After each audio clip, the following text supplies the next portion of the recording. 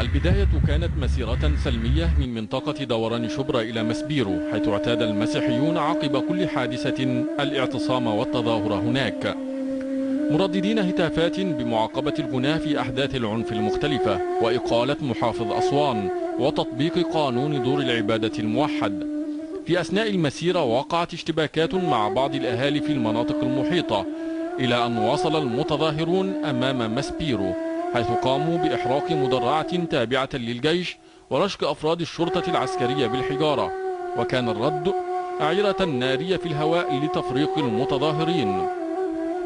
ثم تصاعدت أعمال العنف بتعدي المتظاهرين بالسيوف والخناجر والأسلحة النارية على قوات الشرطة والجيش، ما أدى إلى وقوع عدد من القتلى والإصابات بين صفوف المجندين، كما تم إحراق بعض السيارات التابعة للجيش وسيارات أهالي كانت موجودة بالصدفة في المنطقة، وذلك قبل أن يتدخل أهالي منطقة بولاق أبو العلا بالتلاحم مع الجيش والشرطة لتفريق التظاهرة، والتي تراجعت حتى ميدان عبد المنعم رياض.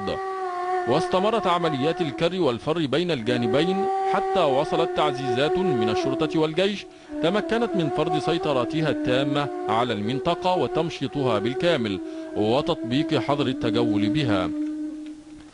الدكتور عصام شرف رئيس مجلس الوزراء وفي ساعة متأخرة من الليل قام بتفقد المنطقة أمام مبنى الإذاعة والتلفزيون، والتي شهدت الأحداث المؤسفة للوقوف على حجم الخسائر على الطبيعة.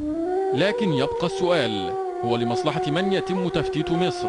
وهل سيكون لهذا الحادث تداعيات خلال المرحلة القادمة؟ عبد الله بركات للتلفزيون المصري.